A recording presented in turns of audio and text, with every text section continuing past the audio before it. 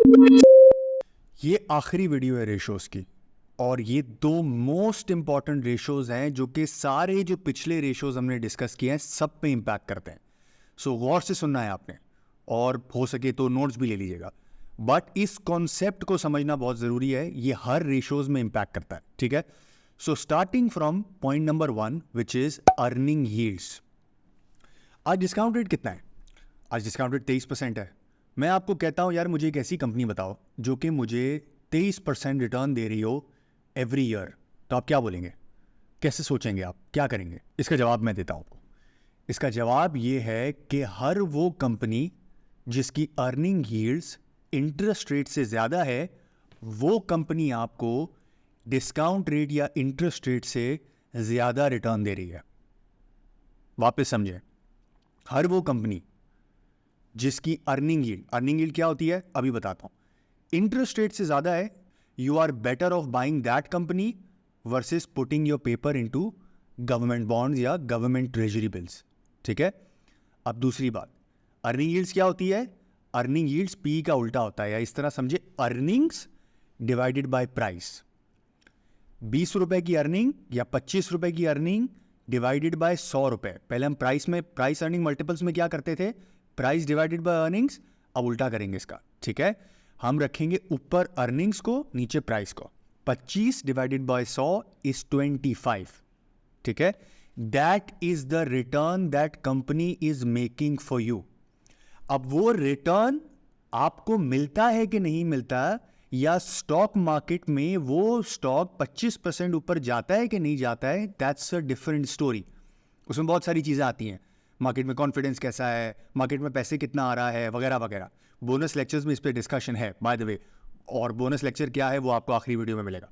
सो आपको हर वो कंपनी देखनी है जिसकी अर्निंग यील्ड्स कंसिस्टेंटली ज़्यादा हो इंटरेस्ट रेट से। अब जब मैंने कंसिस्टेंसी का वर्ड किया है, वापस नहीं समझाऊंगा, आपको समझ आ गया होगा। ये वो वाले नहीं है, ये वो वाले हैं, ये हैं या ये हैं, ये नहीं है, ठीक है। मैं समझा नहीं रहा हूं, नहीं समझ में आ रहा, ऊपर वाली वीडियोस में जाके देखें जो पीयू और प्राइस टू बुक पे मैंने डिस्कस किया, ठीक है। This is the return that you are making. This makes this ratio one of the most important ratios for a long term investor. Short term वाले के लिए क्या है वो भी मैं आपको बताता हूं। अब मैं आपको एक्सप्लेन करता हूं इधर हो क्या रहा है। आप गवर्नमेंट को 23% पे पैसे देने को तैयार है। आप गवर्नमेंट को क्या कहते हैं? ये लाख रुपए लो, साल के एंड पे मुझे 23,000 रुपए दे देना, 3-3 महीने पे दे देना, 1-1 महीने पे दे देना, what ever that case is, ठीक है। यहां पे आप क्या कर रहे हैं? आपने कंपनी को लाख रुपए दिए, यानी लाख रुपए के शेयर खरीदे आपने, और कंपनी ने उसके अगेंस्ट रिटर्न आपको क्या किया? 25 रुपए की अर्निंग। अब वो अभी बाहर नहीं निकली है, वो भी कंपनी के अंदर है। अगर कंपनी उसको पे आउट कर देगी तो उसको हम फॉलो करेंगे डिविडेंड यील्ड से, जो अगली चीज मैं समझाने वाला हूं। बट अगर कंपनी कंसिस्टेंटली इंटरेस्ट रेट से ऊपर आपको कमा के दे रही है, तो इसका मतलब इंटरेस्ट रेट से ज्यादा रिटर्न आपको कंपनीज के अंदर मिल रहा है। हम इसके अंदर एक और चीज ऐड करते हैं। इंटरेस्ट रेट कितना है भाई? 23%। रिस्क फ्री है, गारंटीड है, राइट? मतलब गारंटीड है ना, इन द सेंस कि आपने एक साल का पेपर अगर आपको 23 पे 22 पे मिल गया तो आपने ले लिया उसको, तो आपको 22% का एक साल का रिटर्न गारंटी हो गया। ये उससे बेहतर है। बट मैं बताता हूँ एक और चीज़ क्या ऐड होती है। वो ऐड होती है रिस्क ऑफ अर्निंग्स का ऊपर नीचे हो जाना, रिस्क ऑफ इकोनॉमी का ऊपर नीचे हो जाना। तो लेट्स से अगर कोई कंपनी आपको 3-4% का आप रिस्क रख लेते हैं, आपको 22% या 23% प्लस 4% 27% का कोई कंपनी अगर आप हिस्टोरिकली जाके देखें कि प्राइस के ऊपर उसकी कितनी अर्निंग यील्ड बनती है और वो कंसिस्टेंटली इंटरेस्ट रेट से ज़्यादा है, मतलब वो अक्यूमुलेट कर रही है वेल्थ। एक साल 100 रुपये कमाए, 25 रुपये कमाए, 25 रुपये कमाने के बाद लेट्स से डिविडेंड कोई पे आउट नहीं किया, वो 25 रुपये और पहले 100 रुपये मिला के री इन्वेस्ट किया, अब उस पे 25 रुपये कमाए, फिर 25 रुपये प्लस 25 रुपये प्लस 25 रुपये को री इन्वेस्ट किया, उस पे 25 रुपये कमाए। This is how compounding happens. Stock market में ऊपर जा रहे हैं स्टॉक्स, नीचे जा रहे हैं, उससे ताल्लुक नहीं है। अभी हम वो कंपनीज देख रहे हैं जो कि आपको इंटरेस्ट रेट से बेहतर रिटर्न दे रही हैं। वो निकालते कैसे हैं? अर्निंग यील्ड्स पे। Now let's talk about dividend yield, और उसके बाद मैं इन सबको कंबाइन करूंगा। डिविडेंड यील्ड क्या होती है? मैंने अभी एग्जांपल दी थी ना आपको कि आपने गवर्नमेंट को पैसे दिए लाख रुपए, गवर्नमेंट ने आपको 23,000 रुपए साल के एंड पे दे दिए, राइट? मैंने अर्निंग यील्ड्स में आपको क्या बताया? आपने लाख रुपए के शेयर्स खरीदे और 25 रुपए की अर्निंग आई, या 100 रुपए का आपने पर शेयर खरीदा और 25 रुपए की अर्निंग आई, 25% का रिटर्न आ गया। बट कंपनी ने आपको पे आउट नहीं किया। जब आपको पे आउट नहीं किया तो कंपनी ने क्या, अपने पास पैसा रख लिया। जब अपने पास पैसा रख लिया तो उसको उसने री इन्वेस्ट किया।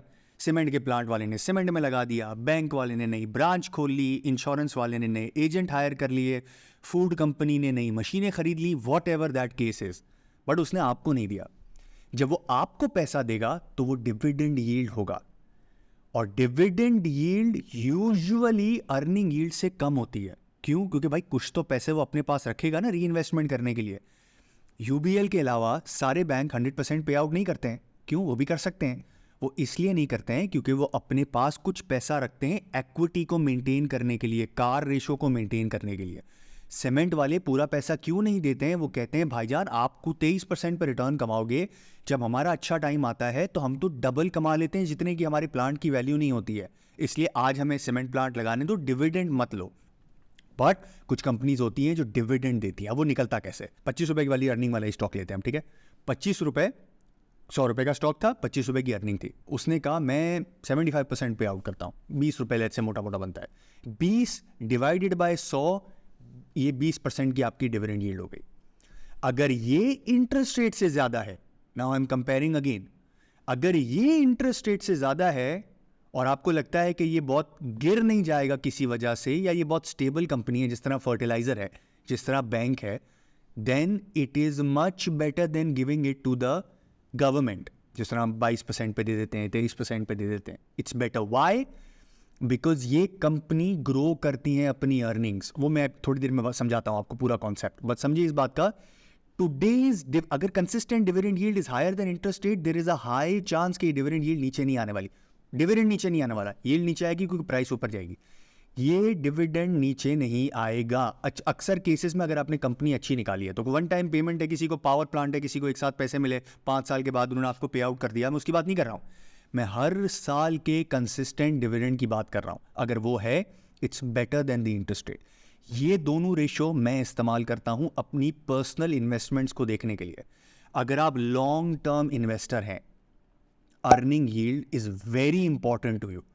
कोई कंपनी आपको मिल जाती है जो कि कंसिस्टेंटली हिस्टोरिकली आप देखते आए हैं कि आपको इंटरेस्ट रेट से ज्यादा कमा के देती है, that is one of the best companies to have in your portfolio for the long term.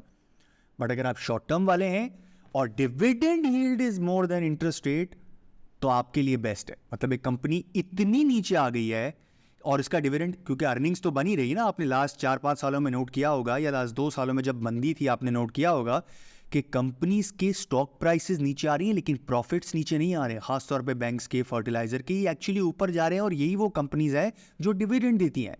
तो अगर इनका dividend yield is more than interest rate, short term में भी आपको पैसे मिल रहे हैं। इसको मैं एक और स्टेप लेके आगे चलता हूं। कब तक आपको लगता है कि इंटरेस्ट रेट 23% और 22% रहेगा? 6 महीने, 8 महीने, साल के बाद आप गवर्नमेंट को कितने रुपए पे पैसे देंगे? लेट्स से उस वक्त डिस्काउंट रेट या इंटरेस्ट रेट 15% है। अब जब आपको गवर्नमेंट ने 25,000 रुपए वापस किए, अब गवर्नमेंट को आप वापस लाख रुपए देंगे, तो गवर्नमेंट कितने में आपसे पैसे लेगी? 15,000 रुपए में। आपको साल के एंड में 15,000 रुपए मिलेंगे। लेट्स से 15% का इंटरेस्ट रेट हो गया। अब आपका इंटरेस्ट रेट की कट ऑफ क्या है? 15%। लेकिन कंपनी, क्या आप उम्मीद करते हैं कि अगर इस साल ईफर्ट ने 20 रुपए कमाए, जस्ट एक रॉ एग्जाम्पल दे रहा हूं मैं आपको, 20 रुपए कमाए, अगले साल क्या होगा? कम से कम 20 तो कमाएगी ना। अगर कोई बहुत बुरे हालात नहीं है, आपको लगता है फर्टिलाइजर है, यूरिया है, वो तो बिकना ही बिकना है, या बैंक है, उसका तो प्रॉफिटेबिलिटी इंटरेस्ट रेट के हिसाब से आनी ही आनी है। लेट्स से आपको मिल जाता है वही, अब फर्टिलाइजर में क्या होगा? वो 20 रुपए कमा रहे थे तो अगले साल भी 20 रुपए कमाएंगे। तो जब वो 20 रुपए कमाएंगे तो डिविडेंड कितना देंगे? लेट्स से लास्ट टाइम 20 रुपए दिया था, इस बार 20 रुपए देंगे, तो स्टॉक की प्राइस को क्या होगा?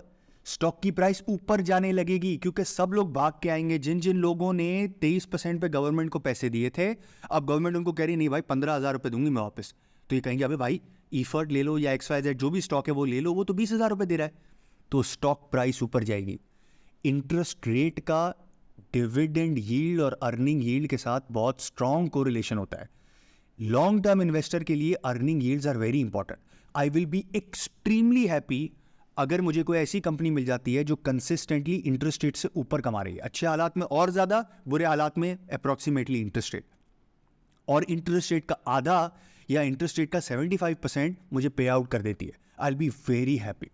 उसका मतलब क्या है? ये कंपनी ग्रो भी कर रही है, क्योंकि पूरा पैसा वापस नहीं कर रही है मुझे, ग्रो भी कर रही है और मुझे थोड़ा पैसा भी निकाल के दे रही है, और वो पैसा जो इतना निकाल के मुझे वापस दे रही है कि मेरी इंटरेस्ट की कॉस्ट पूरी हो रही है। Best combination. यूजुअली जिन कंपनीज की डिविडेंड यील्ड ज़्यादा होती है उनकी पीई भी ज़्यादा होता है। पाकिस्तान की मार्केट है ना, बहुत शॉर्ट टर्म रह गई है, ठीक है। हर इन्वेस्टर इन बुरे हालात के बाद एक ही सवाल पूछ रहा है कि भाईजान इस क्वार्टर डिविडेंड कितना आएगा, इस साल डिविडेंड कितना आएगा। उसको सिर्फ ये देखना है कि अगर उसका इन्फ्लेशन 25% है, गवर्नमेंट उसको 23% दे रही है, तो कम से कम उसको 26-27% मार्केट में कोई स्टॉक दे दे तो वो स्टॉक की तरफ देखेगा। इसीलिए मैंने याद है शुरू में 4% ऐड किया था। So this becomes the most important 2 ratios that you should consider. Dividend yield ज़्यादा है, प्राइस टू बुक वैल्यू भी ज़्यादा होगा। नहीं यकीन आता, कंपेयर कर लें बैंक लबीब को और यूबीएल को। पीई ज़्यादा होगा अगर डिविडेंड यील्ड ज़्यादा है। नहीं यकीन आता, किसी ऐसे स्टॉक की जिसकी डिविडेंड यील्ड 30% है उसको कंपेयर कर लें जिसकी डिविडेंड यील्ड 11% है, आपको नज़र आ जाएगा difference. So these ratios are extremely important to me. I hope आपको कॉन्सेप्चुअली ये समझ में आ गया होगा।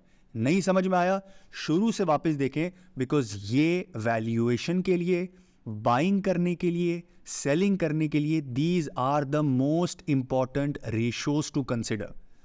आई होप आपको रेशियो समझ में आ गए होंगे, किस तरह से देखना है, मार्केट की प्रैक्टिकल एग्जाम्पल्स क्या है। अब मिलते हैं आपसे नेक्स्ट चैप्टर में। Thank you.